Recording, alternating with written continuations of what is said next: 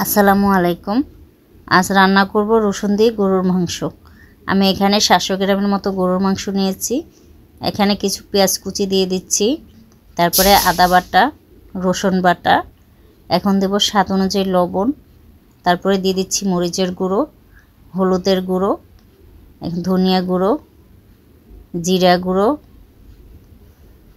তারপরে এখানে সামান্য জয়ত্রী দেব, গরম মশলা দিয়ে দেব আস্ত, দুটো তেজপাতা, তারপরে দেব সরিষার তেল। আমি পুরো রান্নাটা সরিষার তেল দিয়ে করব।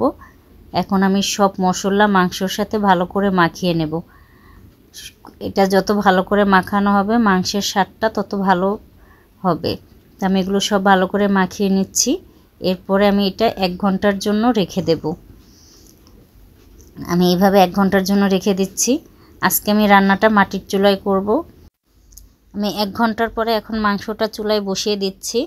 আমার 1 ঘন্টার যখন ম্যারিনেট করে রেখেছিলাম আমার মাংস থেকে কিছুটা পানি ছেড়ে দিয়েছে, আর রান্নার পরে আরও কিছু পানি ছাড়বে। এখন আমাকে আলাদা করে এখানে আর পানি দেওয়া লাগবে না, আমি পানিটা দিয়েই পুরো মাংসটা কষিয়ে ফেলতে পারবো। আমি এটা কিছুক্ষণ পর পর ঢাকনা দিয়ে ঢেকে দিয়েছিলাম এবং ঢাকনা উঠে কিছুক্ষণ পর পর নেড়ে দিয়েছিলাম যাতে নিচে লেগে না যায়।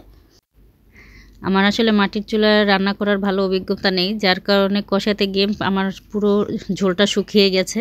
এজন্য আমাকে সামান্য এখানে আমি একটু পানি দিয়ে দেব। আসলে এটা শখ করে রান্না, এজন্য আর কি মাটির চুলায় রান্না করতে এসেছিলাম। তো যাই হোক, এখন আমি এখানে রসুন এবং কিছু শুকনো মরিচ রেখেছিলাম সেগুলো দিয়ে দিচ্ছি, এবং আরেকটা মশলা সেটা হচ্ছে শাহি জিরা এবং গরম মশলা, এটা আমি এখন দিয়ে দেব। তো শাহি জিরাটা এটা অপশনাল, আপনারা এখানে নর্মাল যেই আমরা জিরা ব্যবহার করি বাসায় সেটাও দিতে পারেন। আমার বাসায় ছিল এজন্য আমি শাহি জিরাটাই দিয়েছি। আমি এটা ভালো করে কিছু সময় রান্না করে নেব। আমার কিছু সময় রান্নার পরে এখন আমি এখানে ঝোলের জন্য যতটুকু পানি দরকার আমি গরম পানি দিয়ে দিচ্ছি। রান্না শেষ করতে করতে সন্ধ্যা হয়ে গেছে। রান্নাটা আরও আগে শেষ করতে চেয়েছিলাম কারণ এখানে প্রচুর মশা আমার এলাকায়।